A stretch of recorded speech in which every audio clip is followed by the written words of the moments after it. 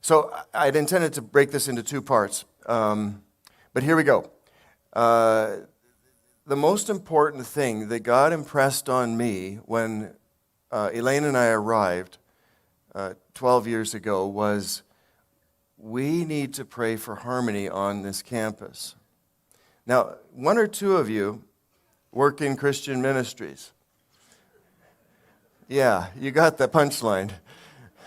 Not every Christian ministry is known for harmony. And we were among that group of people. But, at the time, as we arrived, I had this overwhelming sort of pressure inside me that kind of said, we have to live well together. This is the best tract that we can hand out in town. People on this campus living well together.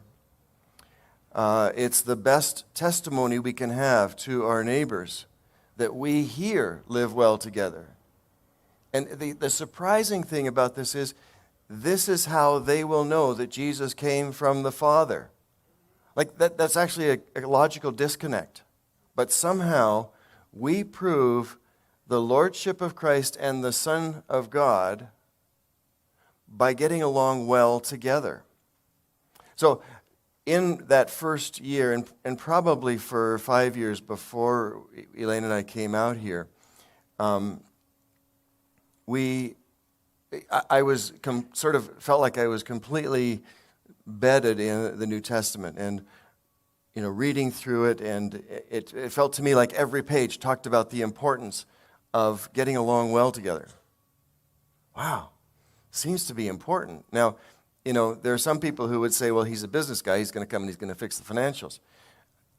And I thought probably the same thing, but that wasn't what I felt was our call or was our mandate. We needed to get along well. What's surprising about getting along well is it fixes your financials. People like that. People give to that. When you're in trouble with expenses, you can talk to your teammates and colleagues and say, we're running overboard on expenses. It might be good to, I wonder if we can cut back on some area, and everybody will throw in a little piece of their pie and say, I can do without that, or I can do without that. It's actually God's plan for how we fix our financials, not the financial genius of re-engineering the school. Now, I think some of the re-engineering needed to be done too. But, Elaine and I arrived just after we'd had a survey here at the school, and the truth is, I was on the board prior to rolling across into the executive, and so I'll take the blame for where we were. But we had scored in what was classified by Best Christian Workplace. That's what BCWI stands for, Best Christian Workplace. We had scored in the toxic zone. This is not a good area to be. And we were so far down there that many organizations would simply say, throw in the towel. Actually, the first question the board asked me as I rolled out of the board and onto staff was, so the first question we want to have answered is, should we close the school? And because we'd lost $1 million the year before, and even while we were in our first year, we lost $1 million that year. And it didn't look all that great. It looked like a lot of hard work. Because turning a culture and turning a ship with this much history takes time, unless you're going to break some parts on the boat. We probably did, but it was it wasn't intentional. But we had scored in that area. We had scored among the worst scores Best Christian Workplace had ever seen. In fact, I like to think, we earned the worst Christian workplace score. So for those of you who are a little bit discouraged about your ministries or your churches and all that kind of stuff, we were probably, as bad or maybe worse. And we're throwing no stones at others, but we are witnesses to the remarkable impact of harmony. We had costs that were out of control in different areas. I talked about them rather candidly We have too many people on payroll. Wow. Okay, you're talking about some real stuff there, right? What we had to do was actually pick the people that we wanted to keep to get to the right size, rather than who were the one or two that we needed to move out. And I personally had many of those conversations about people needing to move out of here. But we were about 100 more people on payroll than we are now, and we're 12 years later. In other words, we had to downsize by about a third. About a half. It was 186 to about 90 people on payroll to serve our on-campus student body of 250. So God has continued to walk with us through this, and we have continued to pray for harmony. I believe that might be the most important prayer that we've had in the last 12 years, and we prayed overtly among ourselves that God would give us harmony, that He would come and reside with us, dwell with us, and give us harmony. And in 2015, I crept back into the Best Christian Workplace water, and we ran another survey. So we normally had done it every 3 years, and I said, I don't need to hear it again in 2010. I know where we are, and I don't want that to be enshrined as if that's who we are. It's who we aren't. I need to get out of this. We need to do some things to get out of this space. And so we were working on things, and in 2015, I finally screwed up the courage enough to go back and do it. And we scored 4.01, which, in the language of Best Christian Workplace, if you get a 4.0 or higher, it's kind of like grades, you will have qualified as a Best Christian Workplace. And we got 4.01. I grabbed the phone. I called Al Lopez. I'm going, wahoo. Thank you for kicking the ball closer to the hole. I'll take any help I can get. And he said, oh, no, Mark. I wouldn't cheat. Not even for you. We actually were kind of friends. And he's the president of Best Christian Workplace.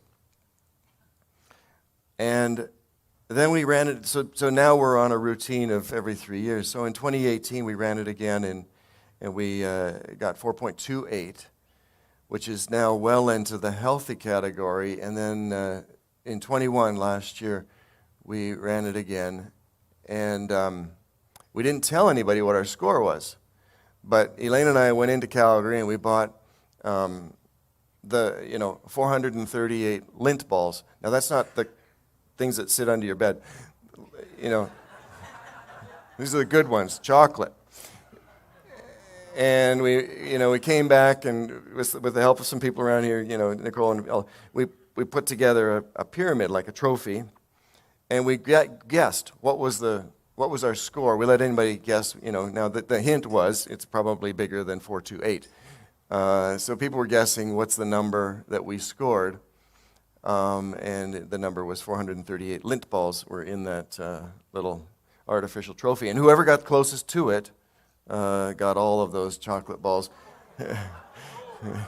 and if there were two people that were tied, then they were going to split it. And someone out at the airport guessed and got it. I can't remember, was it Calvin Hildebrand? And so we had some fun with it. And that illustrates so much of the change here on campus. We've gone from that toxic ranking to now, according to Best Christian Workplace, it was among the best of all of their scores. They rank 900 organizations around North America, and among that, there's a group of, I don't know what it is, maybe 100 or 150 schools, colleges. And this was the highest score they had ever seen from a college. Yeah.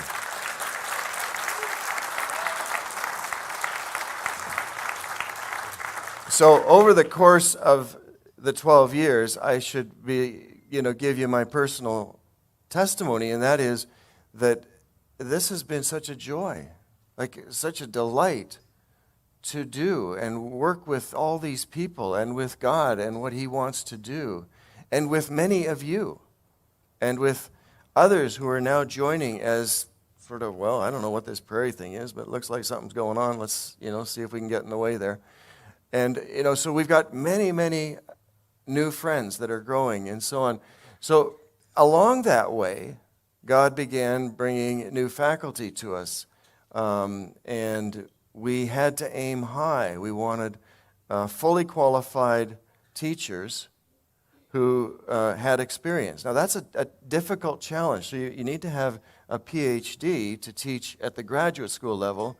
We like to have PhDs teaching at the undergraduate school level because it's just a better bar. And so that's basically where we've gone. Almost all of our professors have PhDs or have their finishing degree in their area. And then we wanted them to have some experience. And, that's a really difficult thing to put together, but God brought it together and has given us a very powerful faculty.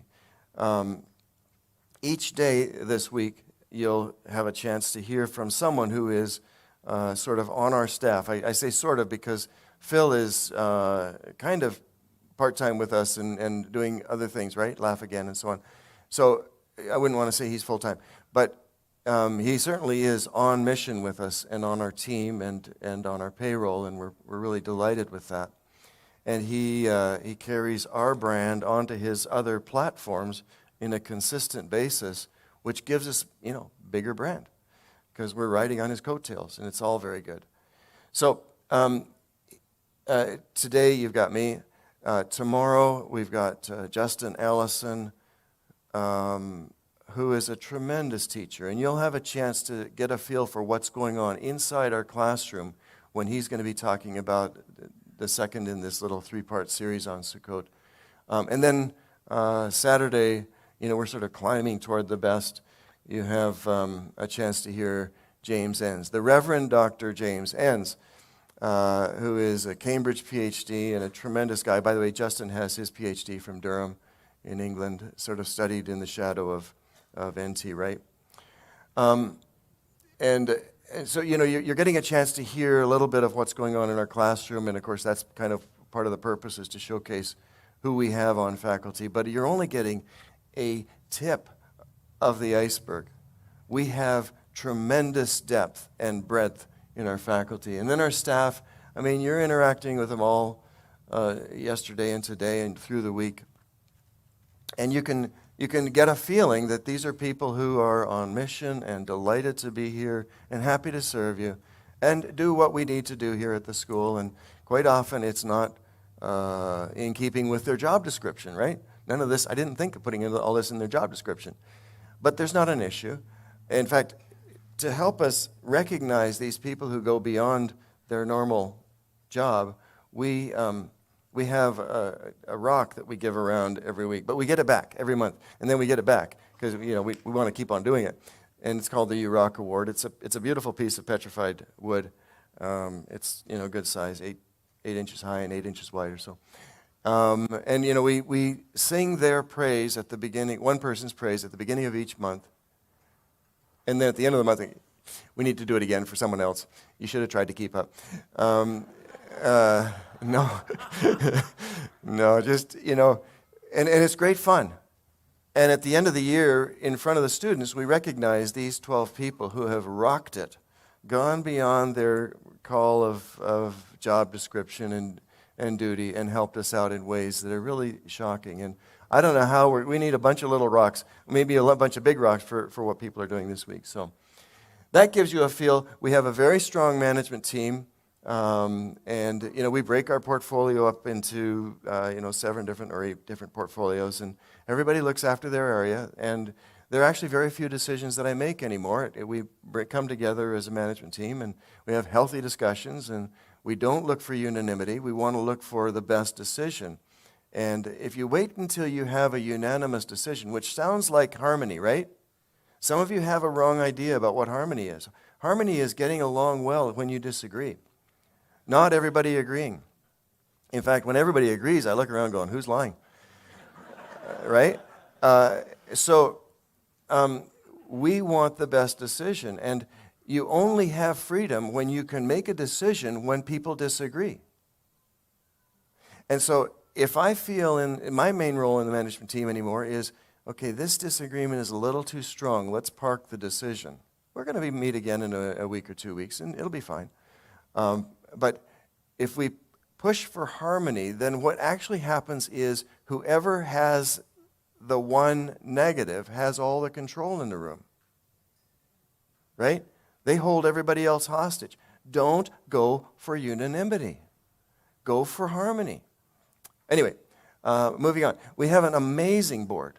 I would love to, put them all up and take shots out. But, we have an amazing board that come from the four corners of North America that represent business and ministry and churches, and they show up and they put their feet under the desk and go to work. It's just a lovely thing to work with these people who are cheering for us in ways you would not believe. So it's a delight to have this whole team, and I think the evidence of it is actually floating up in the Best Christian Workplace, because Best Christian Workplace didn't get us there. No. That just monitored where we were on it on the way there. Okay, looking ahead. Oh, no, things that we have built on here, and it is a bit looking ahead. Somewhere in the course of the first year or two,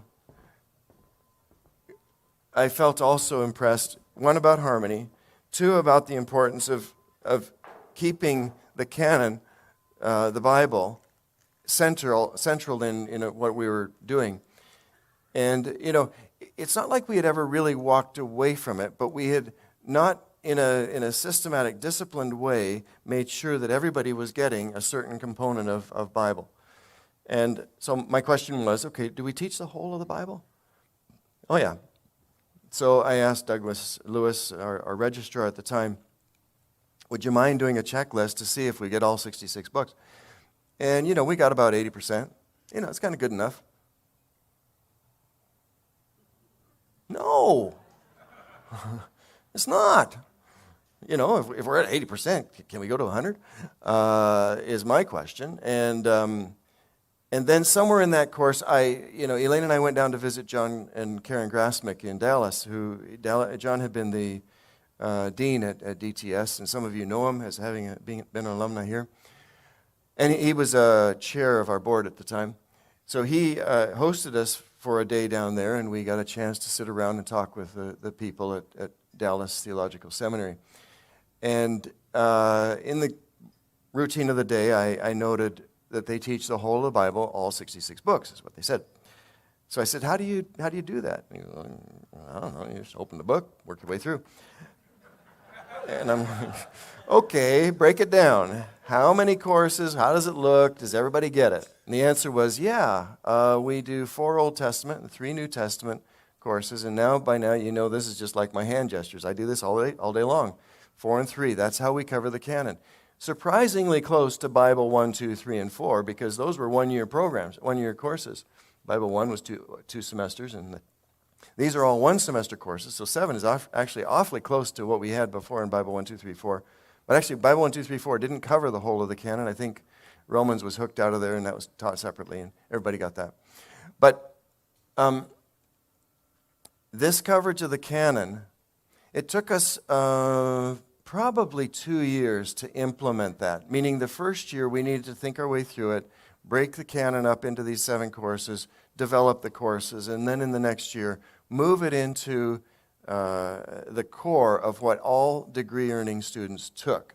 Now, that credit should go to Glenn Lowen, who was our dean, and Glenn said, Mark, leave this with me. I'll get it. I'll walk it down the field and get it across the line. And I salute Glenn in getting that done. It was moved into the core of the courses that every degree-earning student, that means every 4-year student, gets all 7 of those courses. If a student is here for 2 years, say nursing or aviation or digital media, they'll get a subset of those 7.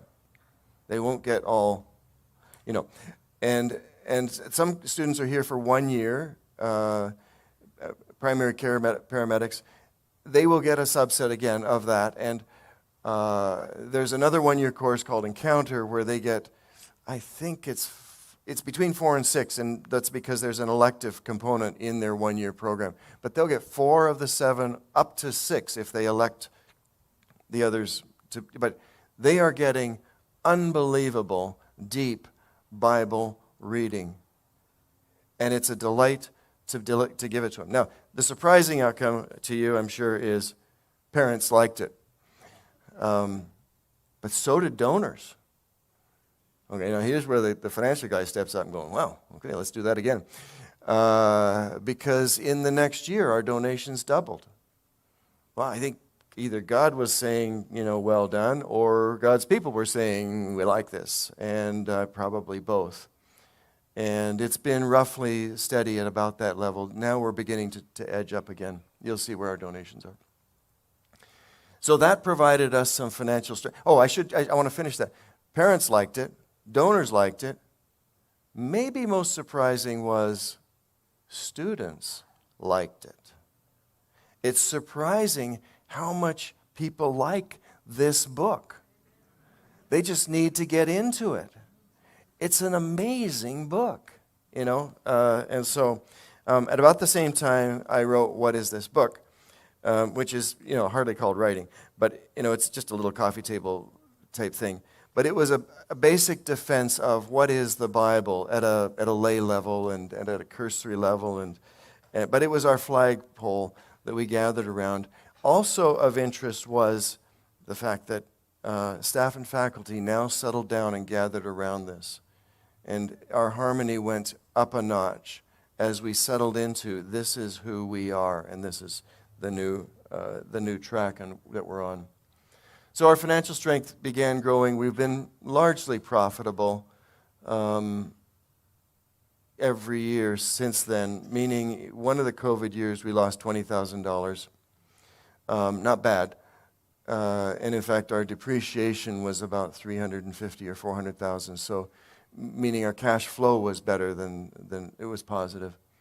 I'm just beginning to look at draft statements for the year just ended, June 30th. And we lost $700,000 in our investment portfolio, which flows through. So we might show a loss this year, but it's in our investment portfolio. I'm expecting that's going to come back. And it's a non-cash loss. So I think we'll have a loss this year, but it's not an operating type loss.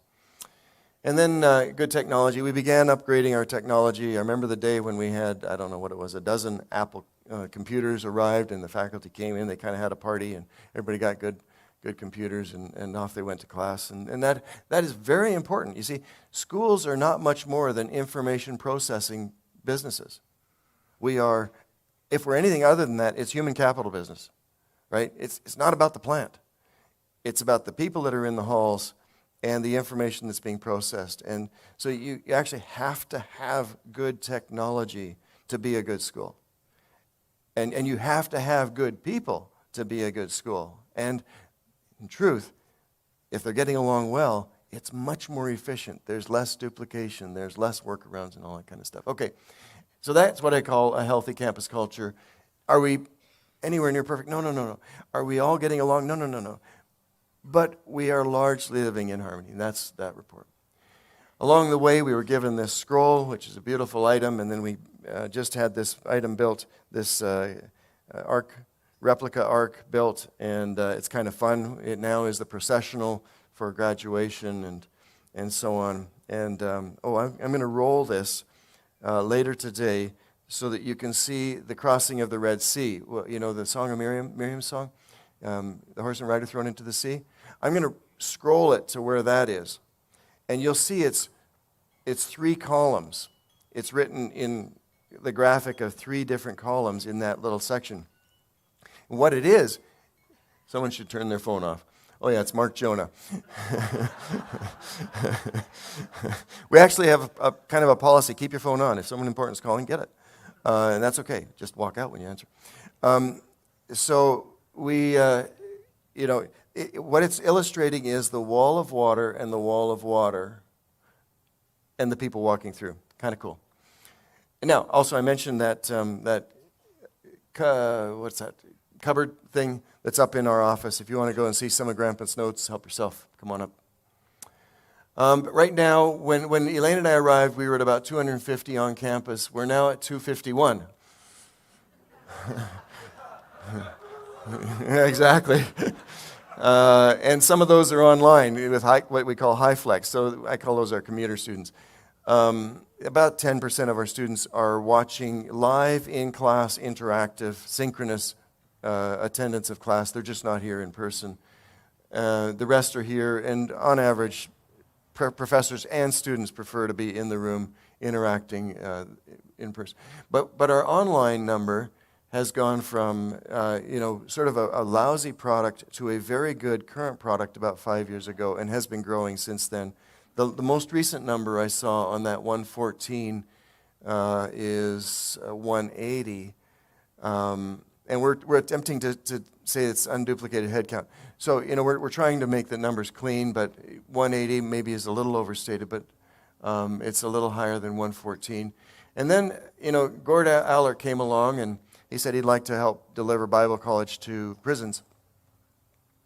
And we started with 18 students. It took about 8 months to get it down to 8 students.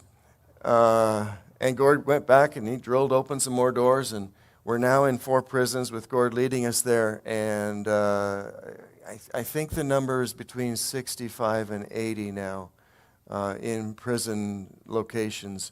And what we try and do is either deliver in person or deliver high quality class content, meaning recorded here, and then through the local community have local pastors who are sort of chaplains on site. We always try and have someone on site there who's with the class as they walk through the content. So we're around 430 numbers that are comparable to the way all schools count. And we might be up at 500 by now. Let's see. Okay, revenue last year was $9.2 million. And you can see 43% of that came in from education. Last year, our donations were 21%. Typically, actually, our donations, and that was a little bit of a timing thing, typically our donations are about a third of our revenue. And they will be for this last year, the one just recently finished. And then our expenses last year were $8.6 million. When Elaine and I arrived, of our expenses, we were at $8.5 million in our first year here. So you can tell we're not spending frivolously. But it was about 30% was spent on compensation. And we did a comparison to other schools, and we realized we are not just poorly paid here. We're on the light end of this allocation. Other schools range from 45 to 52%. And so we've been walking it up, increasing pay and improving our relative compensation. So we're now at 37%, and that's a number that we're hoping to keep pushing forward. So flipping a little bit to 3 minutes left in my 30. Okay. Strategic plan. The other thing that God impressed on me early on was this verse out of Psalm 138. And it's here in green. For you have exalted above all things your name and your word. And I thought, okay, that's our strategic plan. We are going to exalt God's name, or the name of Jesus, and his word above all. So let's be sure we do that. And that was all I knew about our strategic plan. By now, we've got a really nicely developed strategic plan and so on, and that's here coming. But that comes out of Psalm 138, verse 1 to 3, verse 2 actually, and that is our marching order and an enduring one. We will exalt above all things his name and his word. We began with a strategic plan that had these 3 things, loving, learning, and engaging the world. This time we've gone to 4, enabling lovers of God, enabling excellence in education, or establishing, equipping with global vision, and ensuring sustainability. I don't know that I have time to unpack all those, so I'll just keep moving. We also launched this new or better way of looking at our educational philosophy. Typically, schools break into one or the other of these. The lower half is sort of that foundational development. The other half is vocational preparedness. And typically, Bible colleges are in the lower 3, what we would call the primary items for importance. And then the secular schools are in the upper half. And what we're trying to do is bridge that in a Christian, Bible-centered context. To give you an idea, that's actually really quite a nice picture developed by Dennis Landon. And we partner up. We're looking for excellence in every one of our programs. I mentioned teaching excellence. Number 2, we're looking for a partner for every program. That means MAF is our partner with aviation. In fact, they think we didn't know it, but they stole the keys and they're running the school. And it's the best thing we've done out there. So MAF is a very strategic partner. But we're looking for other organizations, especially working organizations, that can come in and be partners with us in nursing, in PCP, in all of our Bible programs, intercultural studies, all of the missions. We've got different partners there. So that's number 2. And then number 3, what we're looking for in every program is an international learning experience. The most radical of those is intercultural studies, and that is in the 3rd year. They go west from here until they get home. And it takes 8 months. So they just keep going. So the first stop might be Beijing, and then down into the Southeast Asia area, Vietnam, Cambodia, Thailand, across into India, across into Africa, up into Europe. This year they did manage to touch in on South America, which makes me very happy, and then home. So, it's an around the world. They do come back as intercultural students. And then we're launching a $100 million capital campaign here. It's broken up into steps of about 15 or 20 million, maybe 25.